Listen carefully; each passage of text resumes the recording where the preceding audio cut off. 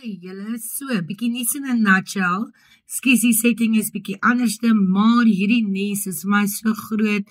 Like, ek voel ons het nie nodig vir enige belsemoesels nie. So, let's get in it. Julle, gistermiddag, Dinsdag het daar iets verskriklik gebeur. Daar was 'n skietery, 'n shooting in Westbury. Julle, there was two groups of children or teenagers, okay? Die groep van 4 het die groep van 7 aangeval, and 3 of the 4 had guns and opened fire, okay? 2 teenagers were killed instantly and 5 others were injured and hulle recovered in the hospital.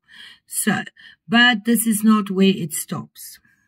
Okay, so Woensdag het die police commissioner, Fani Masemola, gesê that police have extended their search for the gunmen involved in the shooting.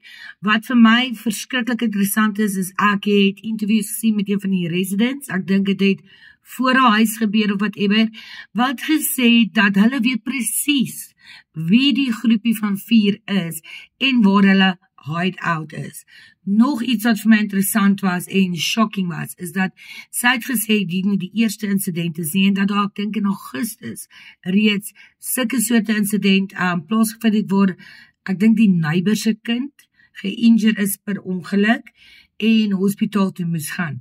Dan, nog 'n ding wat sy gesê het wat vir my verskriklik interessant was, is sy sê dat hulle het al hierdie by die polisie aangemeld en die polisie doen niks nie. En dat die kinders wat voor haar huis sit, juis nie skool toe gaan nie, omdat hulle bang is vir die ander groep. Hierdie storie bring nie net illegal unlicensed firearms and ammunition in die spotlight wat nie, maar ook, and there I say it, gangsterism. Ek bedoel, die is teenagers, it's happening in broad daylight. Wat dink julle is die oplossing? Ek glo nie dit is om die polisie na die tyd te pel nie. Ek dink daar's 'n baie dieper probleem hierso.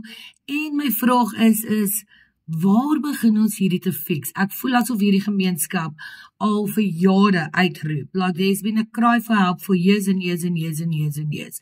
Klagtes. Die is ook nie die eerste mense like voorval wat hier gebeur nie.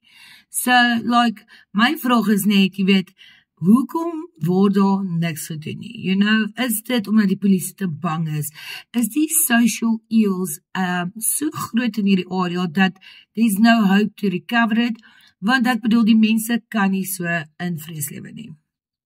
Rumor of nog 'n speculation van die saak is dat hierdie kinders na die huis waar hulle gaan shoot het hulle gesê is 'n suspected drug den, en daar is ook genoem dat jy weet die kinders glo skoolbank om drugs te doen.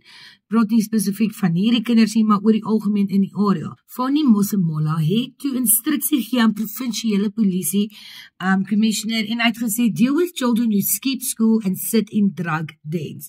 And I quote, most of the children they bunk school and they go and sit at these lowly lounges and do smoking and all other illegal things.